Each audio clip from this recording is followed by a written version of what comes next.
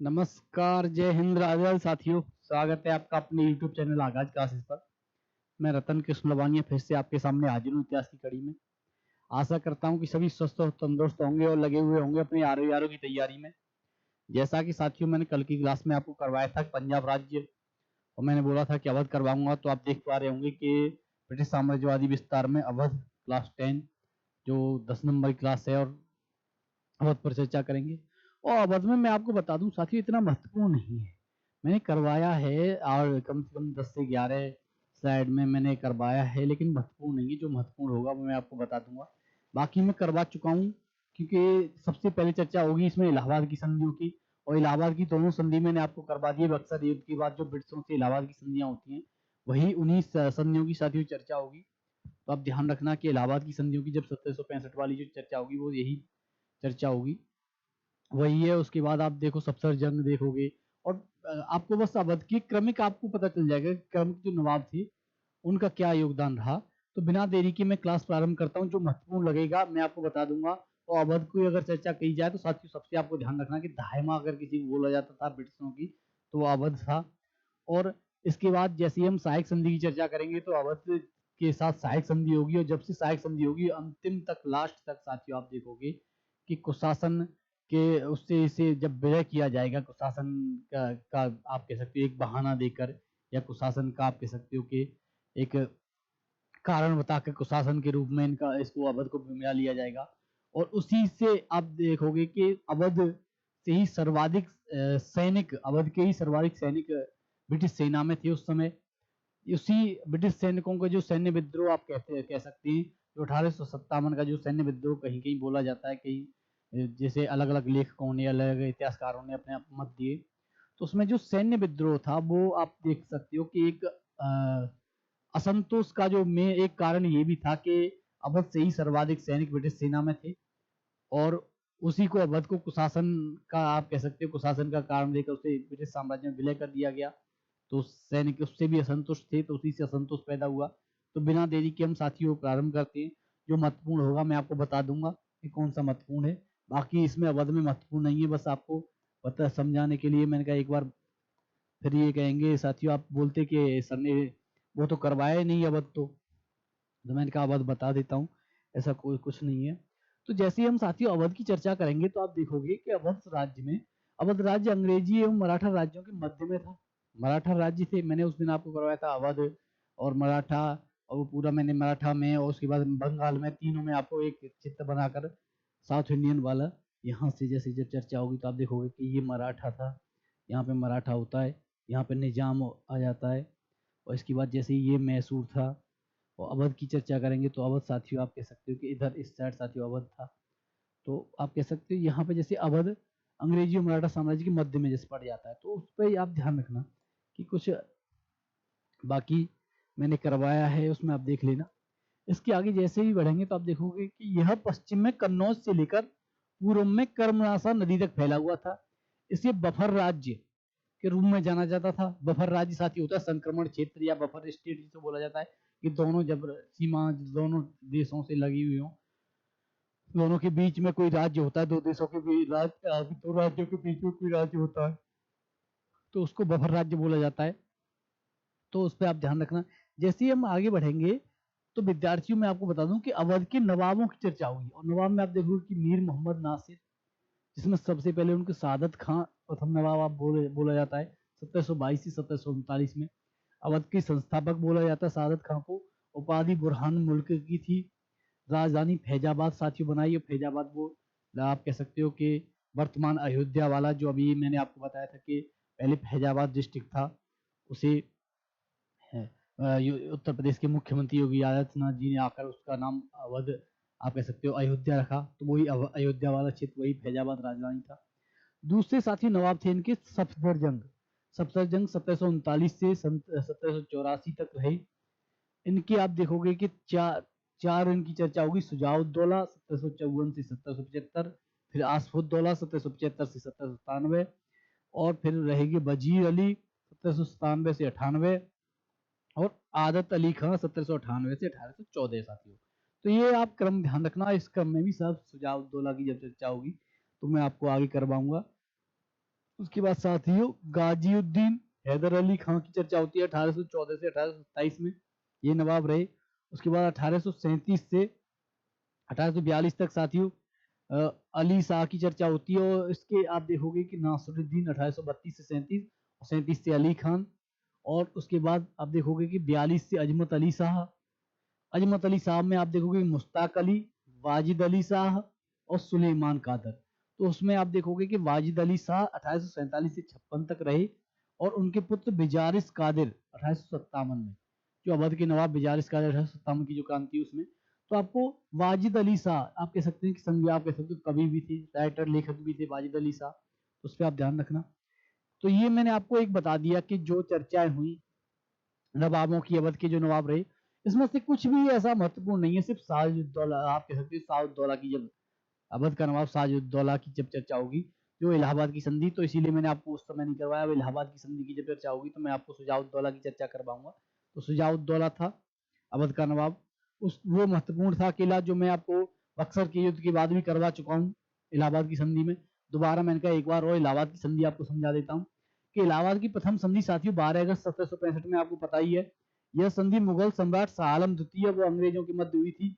इस संधि पर शाह आलम द्वितीय, बंगाल का के नवाब नजमुद्दौला एवं क्लाइव ने हस्ताक्षर किए। इस संधि की शर्तें निम्नलिखित थी। शर्तें मैंने उस समय भी बताई, लेकिन मैंने कहा जब इलाहाबाद की द्वितीय संधि शुजाउद्दौला के साथ जो हुई थी उसकी चर्चा करूंगा, तो इलाहाबाद की प्रथम संधि भी एक बार करवा देता हूँ। यहाँ से प्रश्न बार बार उठा भी लेता है आयोग, तो दोबारा रिपीट हो जाएगा तो कोई दिक्कत नहीं साथियों। इसकी अगर नियम शर्तों की चर्चा करें, इस संधि की शर्तों की, प्रथम इलाहाबाद की प्रथम संधि की, तो मुगल सम्राट शाह आलम द्वितीय ने 12 अगस्त को फरमान के जरिए बंगाल, बिहार एवं उड़ीसा की दीवानी कंपनी को दे दी। सम्राट को अवध के नवाब से कड़ा एवं इलाहाबाद के जिले लेकर दिए गए। मुगल सम्राट को 26 लाख रुपए प्रतिवर्ष पेंशन के रूप में दिए जाने का निर्णय लिया गया साथियों। और जो इलाहाबाद की द्वितीय संधि है वो साथियों यही है कि इलाहाबाद के कड़ा और इलाहाबाद वाला क्षेत्र उससे अवध के नवाब से लेकर उस मुगल सम्राट को दे दिया गया। अब इलाहाबाद की दूसरी संधि की साथी चर्चा करें तो वो 12 अगस्त को हुई थी, ये 16 अगस्त को हुई 1765 में। यह संधि अवध के नवाब शुजाउद्दौला, मैंने उस समय भी करवाया था, शुजाउद्दौला और क्लाइव के बीच। क्लाइव को साथियों इलाहाबाद की संधि के लिए स्पेशल लंदन से बुलाया गया था।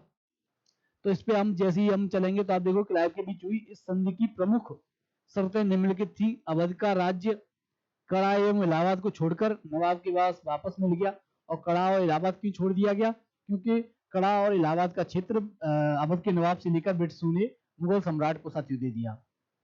कंपनी को 50 लाख रुपए एवं चुनार का दुर्ग अवध से प्राप्त हुआ।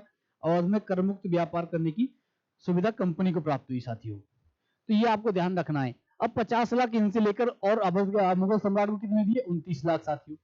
तो आप देखोगे कि ब्रिटिशों ने, मैं उस समय भी समझाया था, एक बार फिर आपको समझा रहा हूँ कि ब्रिटिशों के सिर्फ आर्थिक हित सर्वोपरि थे। आर्थिक हित वो सबसे ऊपर रखते थे। आर्थिक हितों पर अगर चोट पहुंचेगी तो आप देखोगे कि ब्रिटिश अपना युद्ध भी करेंगे, और आर्थिक हितों पर चोट पहुंचते ही आप कह सकते हैं कि बौखला जाते थे, खलबली मच जाती है एक तरीके की आप कहोगे तो। और आर्थिक हितों पर चोट पहुंचते ही युद्ध के लिए भी तैयार थे, युद्ध भी करती हैं आर्थिक हितों पर चोट होती है तब। पहले अगर नवाब की मैंने अभी आपको चर्चा की, सादत खां बुरहानुल मुल्क 1722 से 1739 तक, और यही संस्थापक थे, संस्थापक अवध के संस्थापक। तो इस पर भी ध्यान रखना कि ये संस्थापक थे। अवध के स्वतंत्र राज्य के संस्थापक सादत खां थे। सादत खां ने 1720 ईस्वी में बयाना का फौजदार नियुक्त किया गया था। उसने सैयद बंधुओं के विरुद्ध षड्यंत्र में भाग लिया।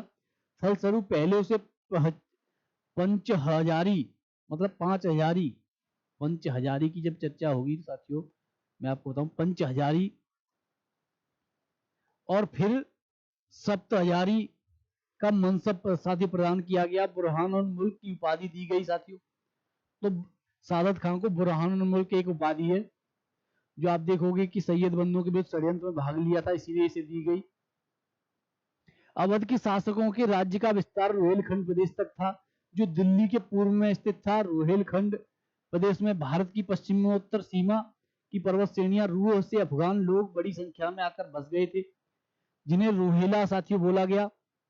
इसने फैजाबाद को अपनी राजधानी बनाया। फैजाबाद मैंने आपको बताया था कि वर्तमान अयोध्या वाला क्षेत्र फैजाबाद है साथियों। सादत खान ने नादिर शाह के आक्रमण के समय शाही मामलों में महत्वपूर्ण भूमिका का निर्वहन किया था और अपने नाम व सम्मान की रक्षा के लिए 1739 में आत्महत्या कर ली। 1723 ईस्वी में इसने अवध के राजस्व बंदोबस्त की अवध में प्रणाली लागू की, छोटे कृषकों को जमींदारों के शोषण से मुक्त करवाया। इसके आगे जैसे ही हम बढ़ेंगे तो आप देखोगे कि दूसरे नवाब की चर्चा होंगी, तो वो सफदर जंग साथियों, सफदर जंग की चर्चा होंगी, जिन्हें अबुल मसूर खां के नाम से भी जाना जाता था। 1739 से 1754 ईस्वी तक साथियों इनका शासनकाल रहा।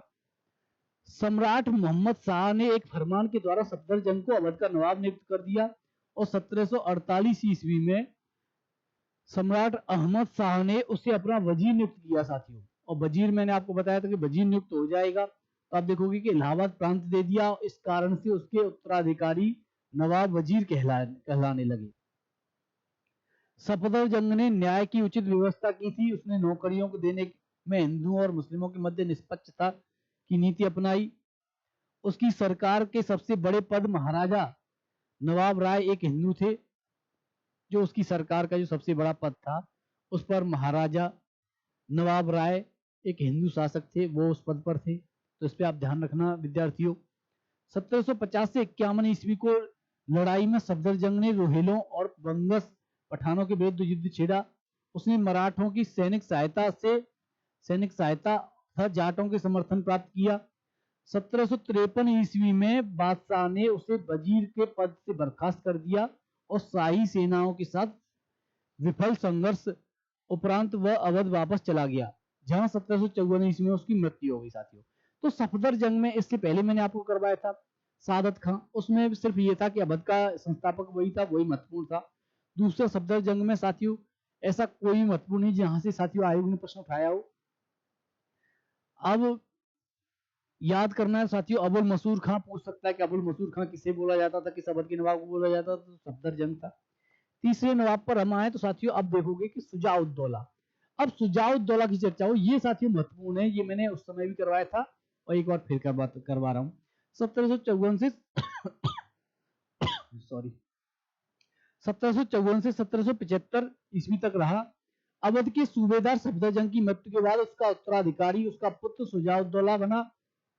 पानीपत के तृतीय युद्ध में सुजाउद्दौला ने अहमद शाह अब्दाली का साथ दिया। बक्सर के युद्ध की विजय के पश्चात 1765 ईस्वी में क्लाइव ने अवध के नवाब सुजाउद्दौला से कड़ा और इलाहाबाद के जिले लेकर शाह आलम द्वितीय को दे दिए। शाह आलम द्वितीय कौन था, मैंने आपको बताया मुगल सम्राट था, तो मुगल सम्राट को दे दिए। अब चर्चा होती है, ये आपको साथियों नहीं लग रही होगी, बनारस की संधि 1773 ईस्वी। यह संधि अवध के नवाब सुजाउद्दौला और वारेन हेस्टिंग, उस समय साथियों British governor general Warren Hasting था, के मध्य हुई थी। इस संधि के द्वारा इलाहाबाद और कड़ा की जगह नवाब को 50 लाख रुपए में बेच दिए गए।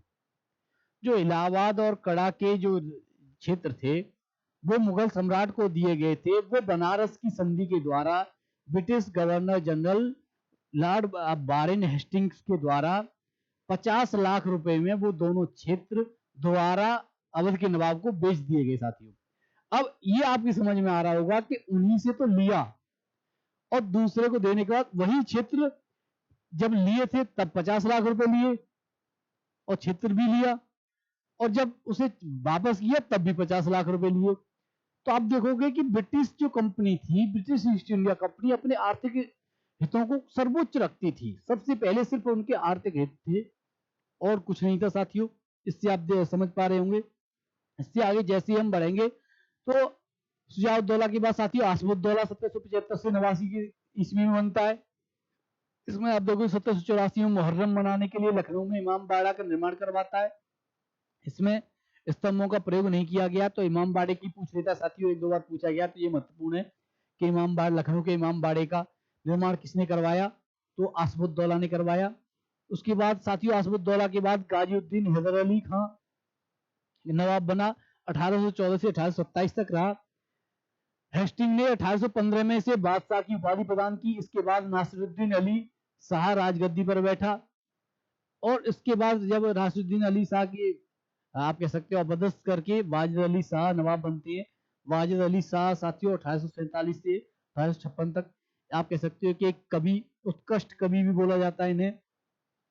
यह अवध का अंतिम नवाब था। इसी के शासनकाल में लॉर्ड डलहौजी ने 1854 ईस्वी में आउटरम की रिपोर्ट के आधार पर कुशासन, मैंने अभी आपको बताया, कुशासन का आरोप लगाकर अवध को 1856 ईस्वी में अंग्रेजी साम्राज्य में मिला लिया गया और वाजिद अली शाह को नजरबंद कर कलकत्ता में रखा गया। साथियों, तो आप देखोगे कि 1856 में कुशासन का आरोप देकर अवध को अपने साम्राज्य में मिला लिया गया, और वो भी तब मिलाया गया कि अवध शुरुआत से ही सहायक संधि करके इसे एक ढाई माह की तरह सुरक्षा देता था और हर चीज प्रोवाइड करवाता था अवध। लेकिन फिर भी और कभी भी अवध इसके ब्रिटिशों के खिलाफ नहीं गया सहायक संधि होने के बाद, फिर भी उसे कुशासन के आधार पर ब्रिटिश साम्राज्य में मिला लिया गया। तो इसी से आप देखोगे कि सैन्य विद्रोह मैंने शुरुआत में समझाया था। उसके बाद साथ ही चर्चा होती है हैदराबाद। हैदराबाद एक आप कह सकते हो कि एक 4 लाइनें थी, ज्यादा महत्वपूर्ण नहीं था, तो इसीलिए मैंने अवध वाले में ही इंक्लूड करवा दिया था, क्योंकि अवध का इतना ही था। नवाबों की चर्चा थी और कुशासन के आधार पर 1856 में डलहौजी ने अवध को ब्रिटिश साम्राज्य में मिला लिया गया। तो अवध पर भी साथियों कब्जा हो गया, जो अब तक धायमा के रूप में उसकी सहायक कह सकते हैं, सहायक के रूप में उसे एक सुरक्षा चक्र प्रदान कर रहा था। हैदराबाद साथियों निजामशाही शासन था। निजामुल मुल्क जिसे बोला जाता है, निजामुल मुल्क। हैदराबाद राज्य की स्थापना 1724 ईस्वी में चिनकल्च खां, जिन्हें निजामुल मुल्क बोला जाता है, चिनकल्च खां ने की। चिनकल्च खां को निजामुल मुल्क की पदवी दी गई तथा उसे दक्कन का सूबेदार बना दिया गया। उसने आसफ जाही वंश की नींव डाली। उसके उत्तराधिकारी हैदराबाद के निजाम कहलाए। मुगल सम्राट मोहम्मद शाह ने चिनकल्च खां को आसफ जाह की उपाधि प्रदान की।